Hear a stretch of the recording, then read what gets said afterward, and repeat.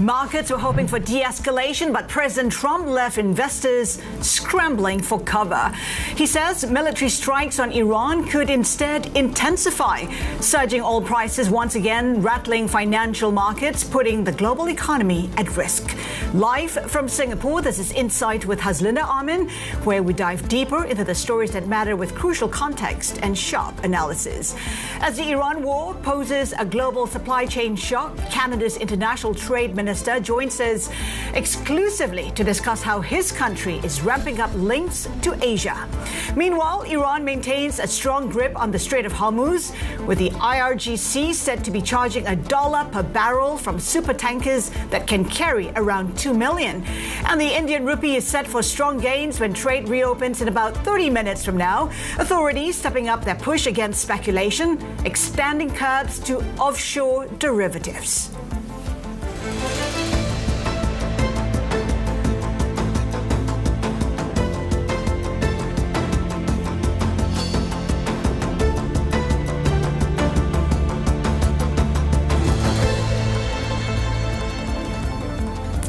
Our top story today, the uncertainty continues with no clear end in sight to the war in Iran. In a rare primetime address, President Trump said the conflict was very close to completion, even as he signaled that strikes could escalate in the near term. We are on track to complete all of America's military objectives shortly, very shortly. We're going to hit them extremely hard over the next 2 to 3 weeks. We're going to bring them back to the Stone Ages where they belong. In the meantime, discussions are ongoing. Regime change was not our goal. We never said regime change, but regime change has occurred because of all of their original leaders' death. Oil rallied on the back of his comments while stocks fell as concerns linger about future energy flows through the vital Strait of Hormuz. Trump also said he believed the vital waterway would open naturally after the war ends. So as the global economy faces a major supply chain risk from rising fuel prices, let's bring in Haslinda Sidhu, Canada's international trade minister. He joins us exclusively from Seoul, where he is on a trade mission meeting with South Korean business leaders. Minister, good to have you with us. Before we talk about your trip to South Korea, I'm just wondering, no end in sight to this Iran war, beyond perhaps even the 2 to 3 weeks that President Trump stipulated. I'm just wondering what it means for Canada if this war persists. Yeah, it's a great question. Look, supply chains are being tested right now, as you know, with the global energy prices increasing. Here in Seoul, the conversation has been around energy and what more Canada can do. And as you know, Canada is a reliable, stable supplier of energy. If you look at crude oil, LNG, but also nuclear capacity, we have all that. And so we're getting a lot of calls these days from countries all around the world for more of our energy supplies, and we're going to be there to support that. The question really is to what extent Canada can fill that gap. Yeah, I mean, look, if you look at what the projects that we have in the pipeline, we have LNG Canada 1, we have roughly 6 projects in various phases of development, and so we are increasing our capacity to fill some of that gap. But again, investors that are calling us now from all around the world are saying, how can I get in the next project? How can I secure, the next 10, 20, 30-year supplies in LNG, in crude oil, and in nuclear? And so those are the conversations that we're having. Of course, we're ramping up quite quickly through our major projects office, and we have about $96 billion of investments pouring in just last year alone. That's important to put that into context, Haslinda. It's the highest amount in 18 years. And so you're seeing this the seriousness from investors to invest in Canada, and we're driving that hard through government policy as well. Minister, we know for the short term there is little Canada can do to ramp up production. But for the longer term, do you think this Iran war could push Canada to become perhaps an energy superpower? What are the plans, if there is such a plan?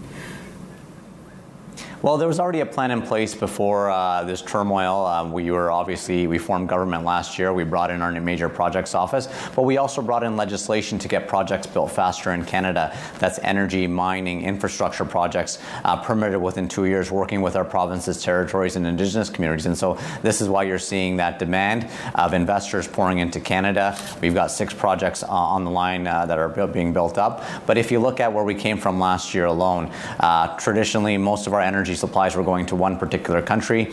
Last year in June, that changed. We had LNG Canada 1 that came online, and since then, and from Kitimat, BC, we've got 50 shipments that have already been sent out to the Asian markets, including many here in South Korea, and they're ramping up their production. They're hoping to do a phase 2 of that. Once phase 2 is developed and built for LNG Canada 2, that will be the second largest LNG facility in the world. So Canada is really ramping up. We heard from President Trump just today that, he was urging countries not to rely on Middle Eastern supply of oil. He talked about how the world should rely on the U.S. instead. Where does Canada fit into that oil supply chain, you think, in the coming years? Well, I think Canada has a advantage, a very competitive advantage. If you look at our transit times to the Asian markets, from the Gulf of Mexico, it's almost double or triple the transit time from Canada, from our west coast in British Columbia to Asian markets. It's 10 days. Our prices are very competitive, and so when you look at where Canada stands in world energy production, we are there. We're ramping it up, but we're also very competitive, and this is why the conversation, even here in South Korea, is around energy. As you know, KOGAS is one of the largest natural gas companies in the world. They've invested in LNG Canada 1. They're looking at LNG Canada 2. And these are conversations wherever I go in Asia. I was just in India a few weeks ago with the Prime Minister Carney, where we had a great conversation with Reliance Industries on Canada's energy capacity. And they're also looking at opportunities in Canada because, as you know, as Asia grows, particularly in building out data centers, there's a focus here in Korea on AI. They need energy to power that growth, and we're going to be there to supply it. Speaking of Prime Minister Carney, he had a conversation with President Trump today. What transpired? Is there anything you can share with us? Yeah, I mean, look, they talk from time to time, and today was a celebratory moment for Canada. Our astronaut, Jeremy Hansen, which is the only Canadian as part of the mission to the moon, was there, so that was part of the conversation. But again, coming back to the U.S., they are our #1 trading partner. They're an important trading partner, and so, those conversations will progress. My job as the Minister of International Trade is look beyond North America, and the world has, the world is looking to Canada, and we have a lot to offer. In this trip alone, we signed over $1 billion of commercial deals. One particular example I'll give you is Prairie's Lithium, which is a resource provider in Saskatchewan, Canada, partnering up with a Korean technology company here to further process and refine lithium. Once commercialized, it will be the only processing lithium facility in North America. And so that's just one deal, but there's many more signed on this trip as I'm leading this trade delegation in cybersecurity, in blockchain, and others. And so to me, this is about making sure that Canada is there. And it's really presenting Canada as a stable, reliable trading partner. And you're hearing that from partners all around the world as you're seeing these influxes in energy. People are turning to Canada saying, look, Canada is reliable. Let's talk to Canada. And those are the conversations that we're having. Minister, talk to us about the deals you're signing in Korea. We know that you've been meeting with a lot of the companies there. Can you specify which companies in particular and what deals and the kind of investment they're looking to make in Canada? Absolutely. Look, Korea's largest companies we've sat down with, Hanwha, Hyundai, KOGAS, Samsung, LG, and so those are companies that we're looking to do more partnerships with. I just mentioned KOGAS as an investor in Canadian LNG project in Kitimat, BC. They're looking to do more. But again, coming back to the commercial deals, it's about energy, but it's also about critical minerals. And as I just said, the Prairie's Lithium project is very important to Canada. As you know, Prime Minister Carney launched the Critical Minerals Alliance at the G7 in June to really focus in on supply chain resiliency. And so that's what we're doing with like-minded partners, including our partner here in Korea, to talk about what more we can do. We're very blessed with resources, but of course the technology partnerships need to be there with Asian countries, and that's some of the deals that are coming out of this trip. Defense is also one area, and we know that there is a submarine deal in store. It is currently with the government. I know you can't talk too much about it, but at a macro level, is it more difficult for Korea to actually, get this submarine deal because it is not part of NATO? We know you are, Germany is. Is that a consideration? Look, as you know, the deal is being reviewed, so it's prudent that I don't talk about the deal. But what I can talk about is the broader defense relationship that we have with Korea.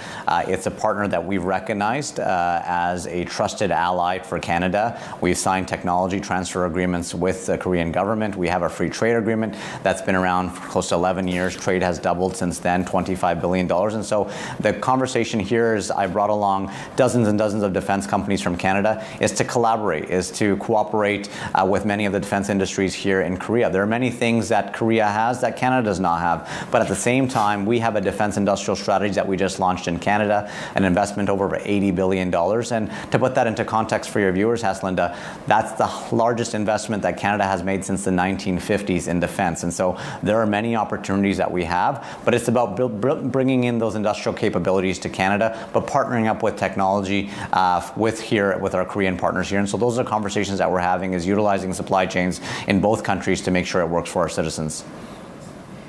You said earlier you were in talks with Hyundai Motor. We know that you would like a Hyundai Motor auto plant in the country. I'm just wondering, what's the reaction been from Hyundai Motor, considering that all vehicles made in Canada will be subjected to tariffs from the U.S.? I think the conversation is about what more can we do. Yes, it's about consumer autos, but it's also about buses and trucks and their hydrogen technology. And so that's where Canada can excel. As you know, here in Korea, they've really advanced in their hydrogen technologies because they've invested for decades. And Canada is looking to make those same investments in Canada for hydrogen buses to make sure that they're operating. As you know, in the climate that we're in Canada, sometimes electric vehicles are they don't have the same range, and so we're hearing from our municipalities that it's good to look at other technologies, and so that's what we explored with Hyundai Motors as well. Minister, before we let you go, I mean, this is a significant trip. How should we assess the success of this trip in the coming months?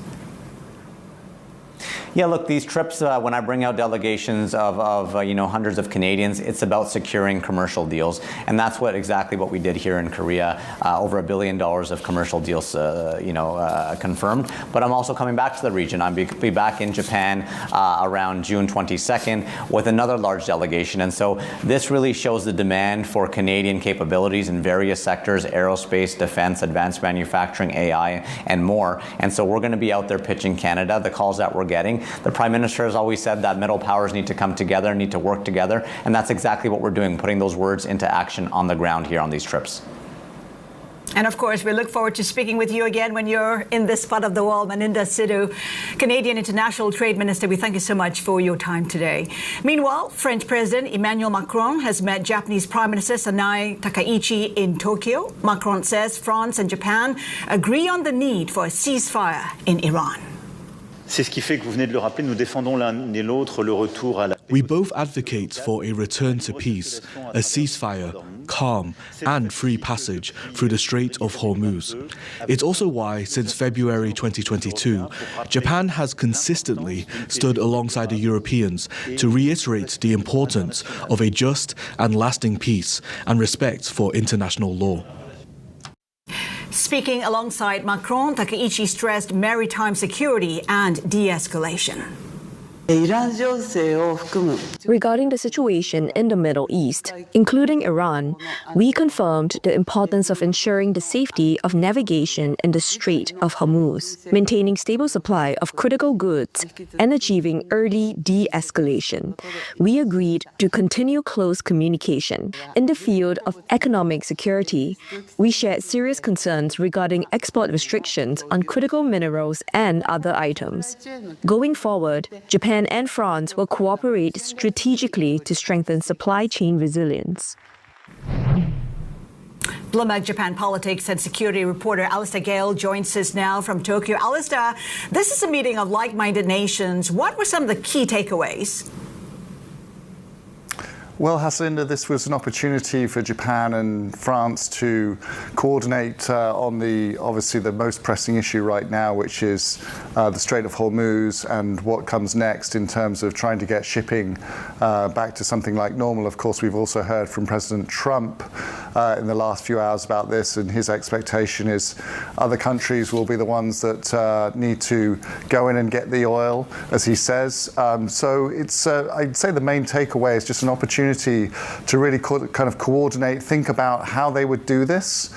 We know that there's a call later today that the UK is organising, that we expect Japan and France to both be on to try and come up with some kind of plan to move forward. You know, there's obviously a few aspects to this. There's diplomacy. So both Japan, well, certainly Japan has good relations with Iran, so that France might be looking and other countries might be looking at Japan to try and work with Iran diplomatically. There's the economic aspect to this as well. Would there be some kind of economic pressure on Iran from the countries that really have skin in the game when it comes to oil exports? So the main takeaway is really a chance just to kind of compare notes and to think about how to strategize together to fix that particular problem.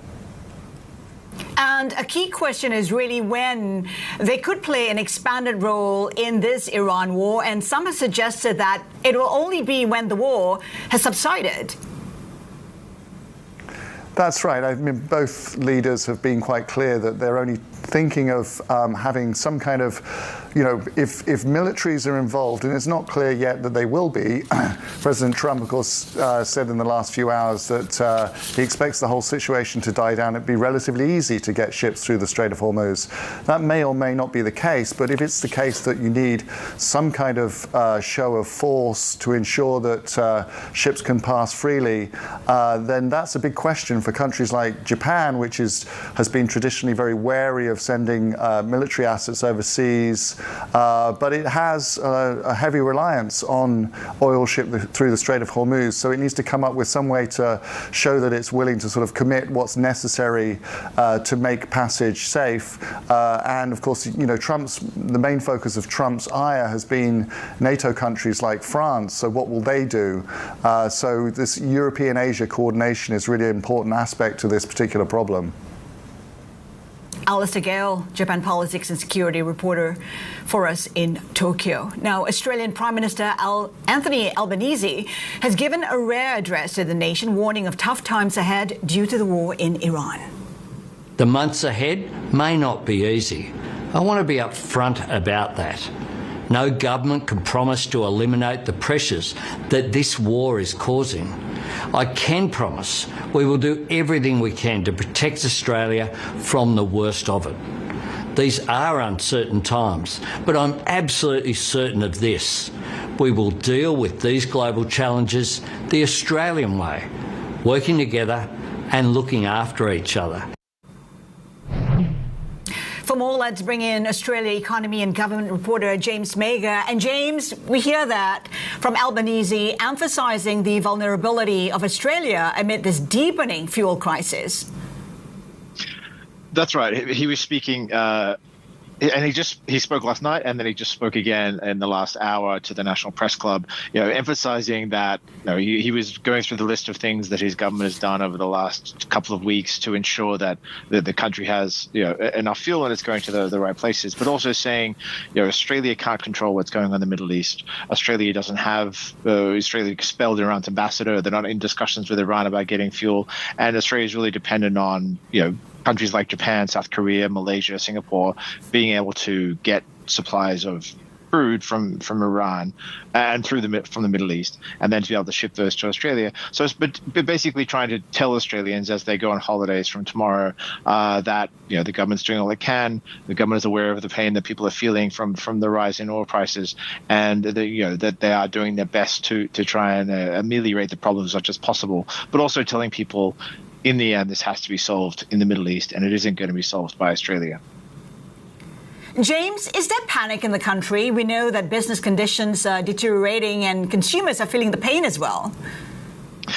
No, I don't think there's panic in the country. I mean, I think some people, people don't like high gas prices. So yes, people are unhappy about that. But prices have come down the last few days because the government instituted a temporary tax cut for fuel prices, and I think people, for the most part, are pretty cognizant of. So far there are no shortages, there is no rationing, and food prices haven't risen at all so far. So I don't think there is panic, but there is a lot of concern, and there's a lot of concern outside of Australia as well, because the Australian government is very much speaking to our Asian allies, Asian countries now who supply Australia with diesel and fuel, and saying to them, if you want to continue to receive LNG from us, if you want to continue to receive coal from Australian mines, you need to continue to sell diesel to us. So I don't think there's panic, but obviously the government is doing a lot to try and ensure that supplies continue to come in. To be sure, right, James, Australia has gone through a fuel crisis before. Any lessons to be learned from those occasions?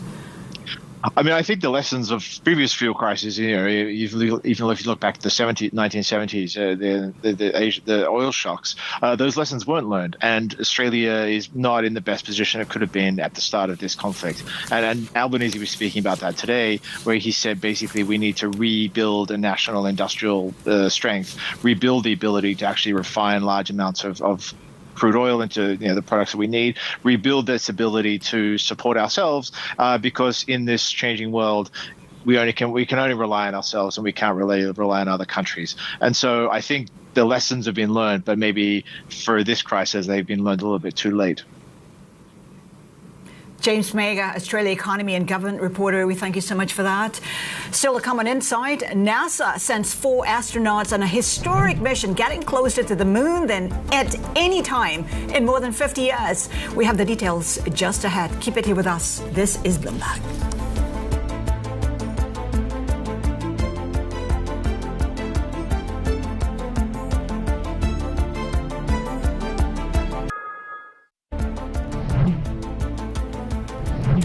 NASA astronauts blasted off on a 10-day mission around the moon, marking humanity's return to the lunar neighborhood for the first time in more than 50 years. The U.S. and China are racing to put humans back on the moon, with NASA working to build a lunar base. Bloomberg Tech co-anchor Ed Ludlow reports.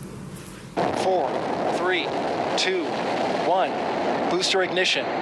That was the moment that NASA sent astronauts back toward the moon for the first time in more than 50 years. Artemis 2 is a dress rehearsal, first for NASA's Space Launch System, or SLS, developed by Boeing, which generated almost 9 million pounds of thrust when it lifted off from Kennedy Space Center, Launch Complex 39B here in Florida. Initially, there's this 2-day orbit of the Earth at different altitudes, practicing burns, practicing manual control of the Orion spacecraft before a translunar injection.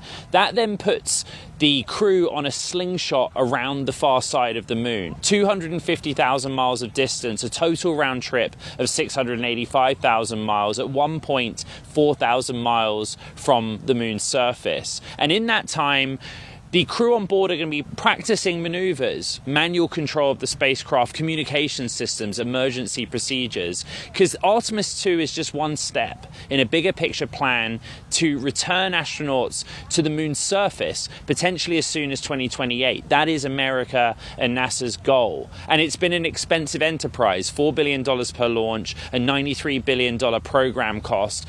And it's a race against China, who have their own ambitions to land on the moon. They've stated 2030. The crew of Artemis 2 are expected to splash down on the west coast of the United States in 10 days' time. This is Ed Ludlow for Bloomberg News at Kennedy Space Center in Florida. And when we come back, the Indian rupee looks poised for strong gains as authorities step up their push against speculation. A look at the new curbs and their likely impact next. Keep it here with us. This is Bloomberg.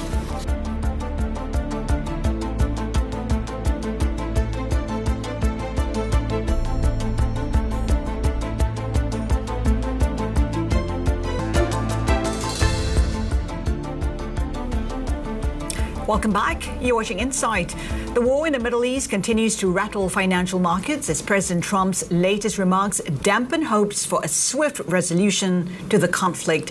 Avril Hong has been tracking the market action. Avril, it's a risk of reaction for now. Absolutely, Haas. Investors really not liking these signals from Trump that there's not going to be an imminent end to the war, or some of his comments about the Strait opening naturally. So you saw Brent spiking more than $5 a barrel at one point, though it's pairing a bit now. But that dragged up with it the U.S. yields and the dollar going the other direction, S&P 500 futures. By the way, we are going into a long weekend, which is going to be a key test because since the war has started, we've been seeing the selling on U.S. stocks on Thursdays and Fridays because investors don't want to hold risk over the weekends. Flip the board again, take a look at Asia's benchmark. It was in the green and then Trump spoke.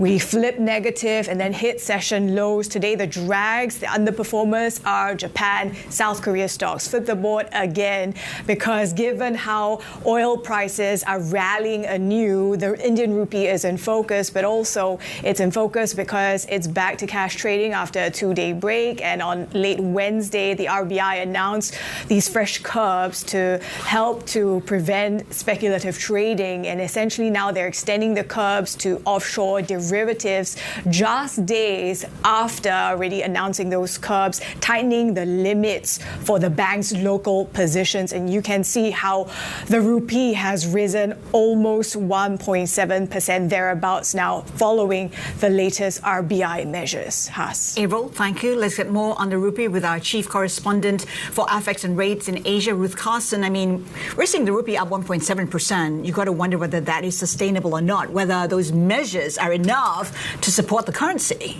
I think that's the million-dollar question, Haas, that is on a lot of investors' minds. We are seeing, obviously, a bid in the rupee, and naturally that would be the case after such strong measures from the RBI. But, and this is the big but, is this likely to continue? Now, remember, speculators still have bearish positions on the rupee. And when you think about the factors that drive rupee trading and some of its weakness, higher oil prices, we know India is very much a huge energy importer. And obviously, we've heard from Trump as well. There's no clear off-ramp to the Iran war. Will rupee pressure continue? And could we see a flip in this morning's trading? Absolutely, there are risks. So when you take a look at the traders outside of India, what is the trajectory they're looking at for the rupee going forward? It's interesting when I speak with money managers, but also, the strategists who work both on the buy side as well as sell side, who look at India's currency as a bit of a barometer when it comes to the oil trade, as well as emerging market sentiment, especially in Asia. And the consensus so far is expect more weakness ahead. We had a story earlier this week about how 100 and beyond, for the rupee per dollar is quite a reality or a risk of a reality as soon as this year. The thing is, if you take a macro picture, all the factors affecting rupee are beyond India's control. I mean, we had, Albanese pointing out in Australia saying that, in the end, there's nothing we can do. It is what happens in Iran. And that is the case for the Indian rupee. Absolutely. And this is the thing that is sort of putting policymakers and authorities in a bind in India, because in theory, there's nothing really wrong here. All the things that are happening wrong are offshore. It's in Iran. It's in the oil prices that are spiking and negative risk sentiment as the war drags on. So you have to back the question, do all these measures ultimately work permanently to bolster the rupee? Or is it just a temporary band-aid? And speaking to the people offshore, a lot of them are in the latter camp. It's a band-aid. And of course, when it comes to the FX market, the only thing that matters is the dollar continues to be bid up, not relenting at all. Absolutely. We saw the ticker go past the screen about a minute ago. It's up, BBDXY is up 0.3%. It is called King Dollar for a reason. This is a $9.5 trillion a day market. The dollar is on 80-odd%, nearly 90% of all trades. And the Fed is ultimately, and Treasury in the US, they essentially they control the biggest economy in the world. The US is the biggest economy in the world. There's nothing that rivals it when it comes to its heaven status. Ruth, thank you. Our chief correspondent for FX and rates in Asia, Ruth Carson there. Now, Bloomberg Intelligence believes the dollar can remain strong against Asian FX regardless of how long the Middle East conflict lasts. Chief Asia FX and rates strategist Stephen Chu joins us now to discuss his second quarter outlook. The question, my friend, is why? I think, of course, we have to see how the Iran war develops. And everybody thinks it's going to end in a few weeks' time. But the problem is, even if this is over, the elevated energy prices may stay. And it's going to hurt Asia because we know, like, if we talk about Japan, Korea, India, Philippines, Thailand, they're all net energy importers, especially oil. So if energy prices stay high, that's going to hurt them. So they will have to find a way to deal with it, either through fiscal measures, and in some cases, when we talk about the Philippines, they may even tighten, which will hurt their economy. So it's the aftermath of the war, even if it ends right now, that's going to hurt Asia. And Asia, it's always about growth and risk sentiment. So despite if this goes away overnight, it's still going to hurt Asian currencies. And of course, there's one topic that market is not focusing, which may become very important, is food prices. Because we know food inflation tends to be delayed after an energy spike, just like in 2022. And of course, a lot of the Southeast Asian economies are very vulnerable to high food prices. So there you go. We're still pretty cautious about the outlook for Asia in the second quarter. Which ones in particular are at risk? We keep talking about the Indian rupee, the Philippine peso, but the Indonesian rupiah could be under tremendous pressure as well. I mean, it's interesting because before the war, the rupee has been one of the weakest because of fundamental reason, because of rating downgrade risk. So it's really all about that. But if you just look at the war on its own, talking about energy and food risk, I think Indonesia is relatively okay. But because of the existing fundamental structural headwind, it's still going to be one of the weaker, but not the weakest. And what's interesting is now we're talking about record lows in India and now in Indonesia and Philippines as well. So it's really a race to run away from record lows against the dollar. So central banks and governments will have to step up to support their currencies. And of course, we talk about the low correlation when it comes to China. So how would it look for the yuan going forward? I mean, interestingly, yuan has been our favorite entering this year, and it has proved to be very resilient despite of this Iran war. It has outperformed against the dollar. It outperformed against the basket of currencies within Asia. It's the best performer in the first quarter. But however, if you ask me, it might be too strong right now. In the second quarter, we believe that the central banks will have to come in and sort of tame that strength against the basket, especially when we talk about the second quarter. There's this seasonality that weakened the yuan. So dividend outflow later this quarter. So if you ask me, that outperformance will taper, but it's still one of the best choice if the risks continue to linger regarding Middle East. Stephen, what are the best crosses in Asia then? Oh, I know, you know the answer, Singapore. Singapore and Hong Kong dollar will always play a safe haven role. Singapore, we don't have to talk about it. MAS still have a tightening bias now, even more so. So that will further boost the currency. Hong Kong dollar, we are very close to 785, and it's just a matter of time before we see this intervention to support the currency. So these two and the yuan are still the best pick. The rest, I think we should stay away from them. Bloomberg Intelligence Chief Asia FX Rates Strategist Stephen Chu, thank you so much for that. And here's a look at Indian markets just ahead of the open. Of course, this is one market that's been under a lot of pressure because it imports most of its oil needs. In terms of the Nifty futures, currently indicating a lower open, down by about 1.6%. We're also keeping an eye on the Indian rupee. How much support can it get from the latest moves of the RBI? And something else to alert you to, Japan's 10-year bond bid cover ratio 2.57 versus a 12-month average of 3.28. There you have it again, 10-year bond for JGB's, the bid cover ratio coming in at 2.57 versus a 12-month average of 3.28. Now, oil prices are on the rise again after President Trump dashed hopes of an imminent end to the Iran war. Rystad's Linier will be joining us next with her outlook for volatile energy markets. Keep it here with us. This is Bloomberg.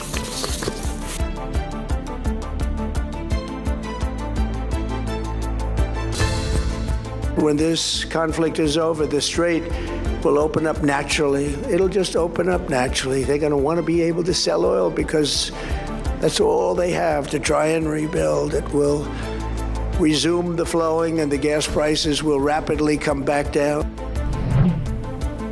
President Trump in today's White House address. Bloomberg's been given multiple accounts showing how Iran's Islamic Revolutionary Guard Corps is exerting control over shipping through the Strait of Hormuz. From being asked to raise the flag of Pakistan to paying tolls, industry insiders and government officials are painting a picture of exactly how the Corps is exerting authority in the strategic waterway. Our oil and shipping reporter Waylon Soon has more on this. Waylon, shed some light on what's happening there. Right. So over the past 1 month or so, we've seen Tehran slowly gaining control of the Strait of Hormuz. That's really crucial for energy flows. And now we see them setting up a toll booth. This is what we hear at the mouth of Strait of Hormuz. And this is really also a military checkpoint, right? Like, because you do hear of Iran going out to certain governments to tell them that actually we can offer you some of the ships that are stuck inside the Gulf, but you must agree to certain conditions. And once those conditions are met, there's a agreement to the toll being paid, and then they'll lay down details for ships to sail out from within the Gulf out into the world. So aside from threats and attacks on ships, now we have Tehran setting up a toll booth, a checkpoint for ships to exit. It just serves to tighten its grip over the Strait of Hormuz. And Waylon, we heard from President Trump just today saying, you know what, forget about the Strait of Hormuz, forget about the oil in the Middle East. We don't need that because all we need is U.S. oil. How feasible is that? How accurate is he? The world needs Middle Eastern oil. A lot of that flows eastwards towards Asia, China, Japan, and Korea. And of course, the immediate impact wouldn't be felt in the US, who is also a major producer of crude. But a lot of the refined products, the diesel, the kerosene, the jet fuel, comes from Asia. So Asian refiners take Middle Eastern crude, then we turn them into products and we sell them out to the rest of the world. So sooner or later, this lack of Middle Eastern crude, which is a big chunk of the global market. If it's taken away offline, if it disappears from the market, Asian refiners will feel the pinch, and already we see economies, especially in Asia, getting hit. And the shock is going to flow westwards if all these refined products can't find their markets. Our oil and shipping reporter Waylon Soon there for us. Let's get insights on the war's impact on energy markets with Lin Ye, Vice President of Commodity Markets and Oil at Rystad Energy. She has more than a decade of experience in crude and refined oil market research. Lin, good to have you with us. Your thoughts on what Trump said today about not needing Middle Eastern oil? That is nonsense. I have to say that the world rely on the oil flows through the Strait of Hormuz. We definitely need all the barrels, especially Asia. And this is what we are seeing right now, that Asia is bearing the brunt of the disruptions. To be fair, though, the U.S. does have plenty of oil. Yeah, U.S. is the biggest exporter of crude oil for sure. But then, a lot of Asian refineries are designed to process Middle Eastern crude oil because, the quality of the crude oil from the Gulf producers are the medium sour, which, we think the supply is so reliable. So many refineries in China, in India, are built to process these kind of quality crude oil. So there's still lots of risks about supplies and capacity. Oil prices currently at about $105, $106 a barrel. Is that reflecting enough these challenges? Yeah, that's a very good question because I heard a lot from even the market players that they think the market is underestimating the prices of the oil. Yeah, I have to say there is a reason for that because we have a lot of buffers in the system.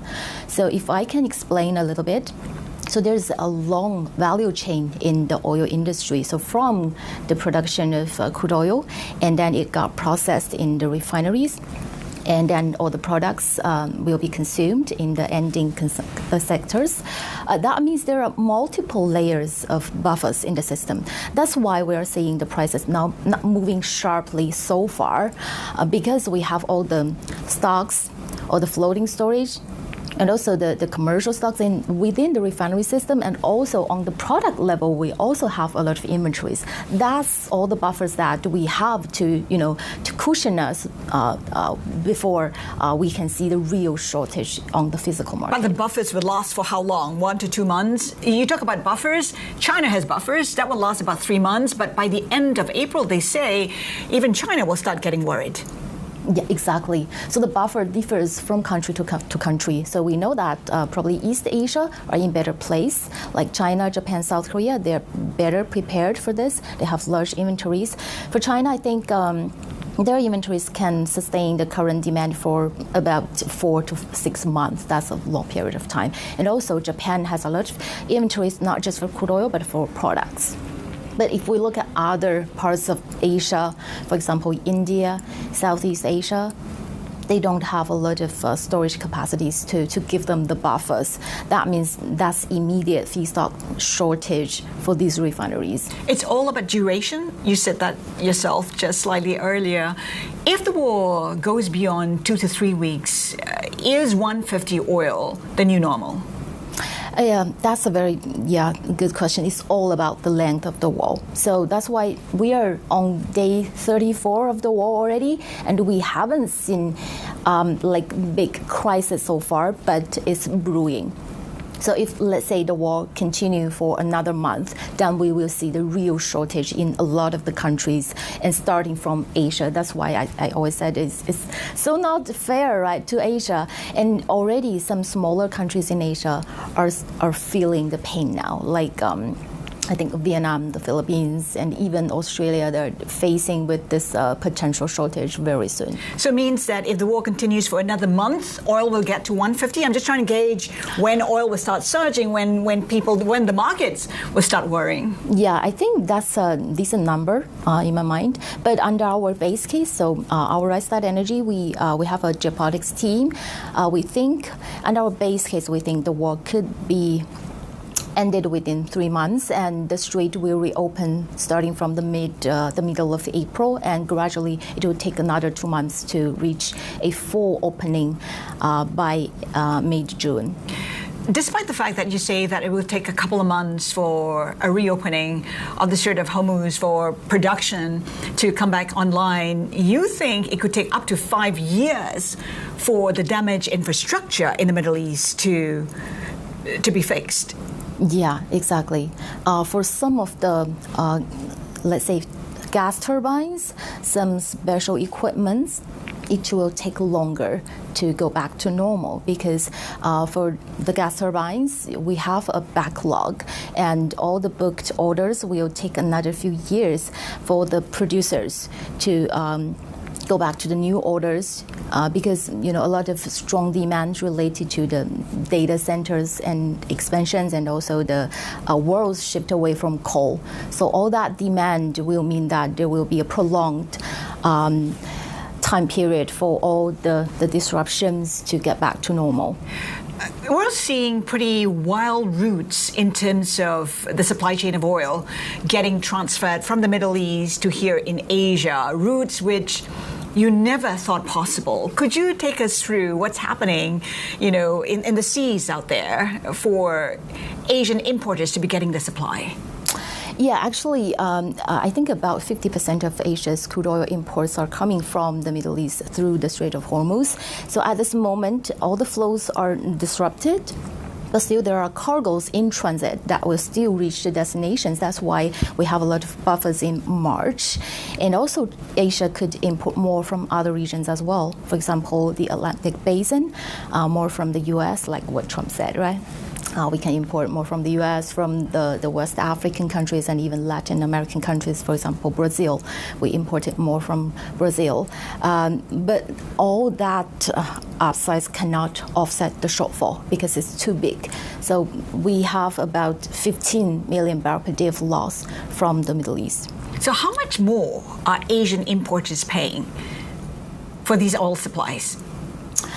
So if we think about the world before the war, we are at the oil price level about $60 per barrel, but now we are at about 100, and even higher for Dubai, because Dubai is a benchmark for Asian importers. and Dubai is even higher than Brent. That means a lot of the higher energy costs are bared with Asia already, and we are paying more for products already, because if you think about Brent oil prices at $100 per barrel, but for jet fuel it's at about $200 per barrel. That means if you want to fly nowadays, you're paying more for the air ticket. Lynn, we know that India is one of the most impacted by this oil crisis. We're currently seeing the Nifty 50 dropping almost 2% because of higher oil prices. India, of course, truly exposed to it. Nifty Bank Index currently down about 3%, which is the lowest level since April 2025. There have been reports that India is getting its supply from Russia.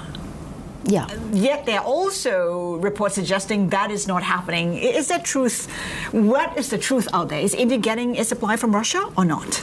Yeah, both China and India is getting barrels from Russia, and also the Philippines is also buying from Russia because there is a sanction waiver. It's temporary for only 30 days, but that means all the countries in the world can buy from Russia at this moment. Where are the alternative supplies coming from? Russia? Mainly? Actually, Iranian crude oil is also lifted from the sanctions. Yeah, but so far we haven't seen any purchase from Iran, only China being the sole buyer of Iranian crude oil. But for Russian crude oil, actually it's available for all buyers. But it's out of the SWIFT system, so you need to pay by other currencies, so a lot of obstacles for the countries. Are countries in this part of the world rethinking their energy security on the back of what's happened in Iran? Yeah, this is the perfect timing to talk about energy security, because now everybody realized that we need to focus more on the security than before. So probably a lot of countries in the region need to learn from China, Japan, South Korea to build a lot of the strategic petroleum reserves to just be prepared for a situation like this. And also, even though the war is over, I think a continued geopolitical risk will sustain oil prices in the future. What are the structural shifts you're expecting to see on the back of this war? Not just temporary, but structural eventually for the energy market. Yeah, a lot of things will happen. I think the refineries will try to, first of all, pivot away from the Middle East, because previously they think it's reliable, but now it's not anymore. And then pivot away from oil, right? More EVs, more biofuels, more electric trucks even. And then more focus on the energy security and faster transition away from oil is, I think, definitely countries will do in the region. Lynn, thank you so much for joining us. Lynn Ye, Rystad Energy. Well, a quick programming note before we go. Insight will be off air tomorrow and on Monday. We'll be back starting Tuesday with interviews from the IATA Symposium with Director General Willie Walsh, who was just named Indigo's next CEO. Plus, market insights from Laffer Tengler's Nancy Tengler, Rubico's Vicky Chi, and GQG's Brian Kuzmak. That is it for Insight. Horizons Middle East and Africa is up next. Keep it here with us. This is Bloomberg.